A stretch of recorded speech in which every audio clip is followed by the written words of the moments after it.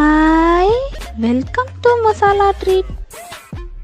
Subscribe பண்ணுங்க, கூடவே bell button click பண்ணுங்க, லைக் அண்ட் ஷேர் பண்ணுங்க. Hello everyone, welcome to masala treat. சேஃபாக சமைங்க, சந்தோஷமாக சாப்பிடுங்க. இது வரைக்கும் கடந்த 2 வாரத்தில் நம்ம மசாலா ட்ரீட் சேனல் 200 சப்ஸ்கிரைபர் அடைஞ்சிருக்கு. ரொம்ப சந்தோஷமாக இருக்குது. மிக்க நன்றி. நம்ம சேனலில் ஒரு புதிய அப்டேட்.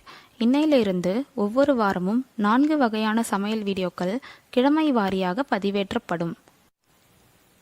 திங்கள்கிழமை மருத்துவம், புதன்கிழமை அசைவ உணவு, வெள்ளிக்கிழமை கிட்ஸ் ஸ்பெஷல், ஞாயிற்றுக்கிழமை புதிய முயற்சி அல்லது மற்ற சமையல் வீடியோக்கள் என பல்வேறு வீடியோக்கள் பதிவேற்றப்படும். எல்லா பதிவுகளையும் பாருங்க, பகிருங்க, லைக் அண்ட் இதுவரைக்கும் சேனலை சப்ஸ்கிரைப் பண்ணாதவங்க இப்போ சப்ஸ்கிரைப் பண்ணிட்டு மறக்காம பக்கத்தில் இருக்க பெல் பட்டனையும் கிளிக் பண்ணுங்க. அப்பதான் நான் போடுற வீடியோஸ் உங்களை தவறாம வந்து சேரும். இந்த வார அசைவ உணவில் நாம பார்க்க போறது பன் ஆம்லெட். இதற்கு தேவையான பொருட்கள்: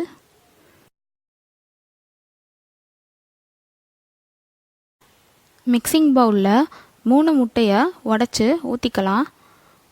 இது கூட ஒரு சின்ன வெங்காயம் பொடியாக நறுக்குனது, ஒரு சின்ன தக்காளி பொடியாக நறுக்குனது, கொடமிளகா 1 பொடியாக நறுக்குனது, பச்சை மிளகா 1 பொடியாக நறுக்குனது, ரெட் சில்லி பவுடர் 1/4 ஸ்பூன், மஞ்சள் தூள் 1/4 ஸ்பூன், ஜீரா பொடி 1/2 spoon, garam masala 1/2 spoon, pepper பொடி 1/2 ஸ்பூன், உப்பு 1/2 spoon, chaat masala powder 1 pinch, கொத்தமல்லி இலை 1 டேபிள் ஸ்பூன். இது எல்லாத்தையும் சேர்த்து நல்லா கலந்து விட்டுக்கோங்க. இந்த மசாலா எல்லாம் முட்டையோட நல்லா கலக்கிற மாதிரி நல்லா கலந்து விட்டுக்கோங்க. 2 பன் எடுத்து அது நடுவில் இந்த மாதிரி வெட்டி எடுத்து வச்சுக்கோங்க.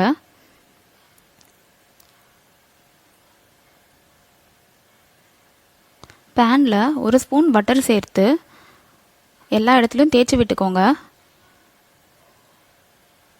இது மேலே நம்ம வெட்டி வச்சிருந்த பன் துண்டுகளை சேர்த்துக்கலாம். இந்த பன் துண்டுகள் உள் சைடு மட்டும் வெந்தால் போதும், வெளிப்பக்கம் நம்ம ரோஸ்ட் பண்ண தேவையில்லை. இப்போது இது மேலே இன்னொரு ஸ்பூன் பட்டர் சேர்த்துக்கலாம். பட்டர் ஆப்ஷனல் தான், உங்களுக்கு வேண்டான்னா எண்ணெய் சேர்த்துக்கோங்க.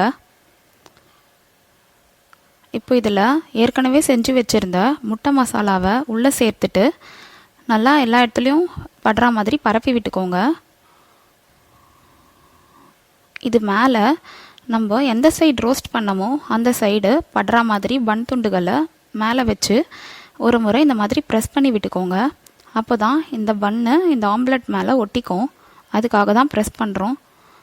இப்போ இதை ஒரு மூடி போட்டு 3லேருந்து 5 நிமிஷம் ஸ்லோ ஃப்ளேமில் வேக வச்சு இதை எடுத்துக்கலாம்.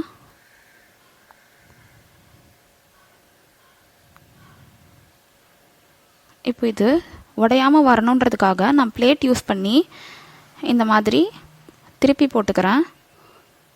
இந்த சைடும் 2 நிமிஷம் ரோஸ்ட் பண்ணி எடுத்தோன்னா பன் ஆம்லெட் தயாராகிடுச்சு. இதை இந்த மாதிரி நடுவில் வெட்டிக்கலாம்.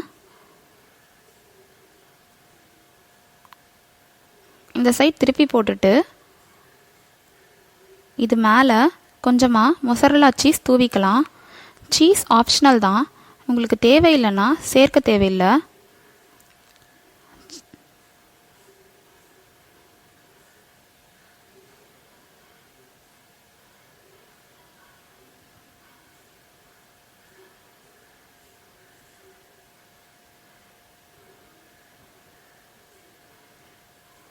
இப்போ இதை இந்த மாதிரி மடித்து விட்டுட்டு இதை எடுத்து ஒரு பிளேட்டில் வச்சுக்கலாம். இப்போ நம்ம பன் ஆம்லெட் தயாராகிடுச்சு. இதை இன்னும் ஸ்பெஷல் ஆக்கிறதுக்காக இது மேலே கொஞ்சமாக சாட் மசாலா தூவிக்கலாம்.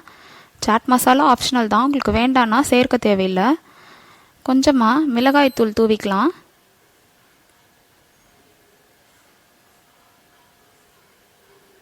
கொஞ்சமாக ஓம் பொடி மேலே தூவிக்கலாம்.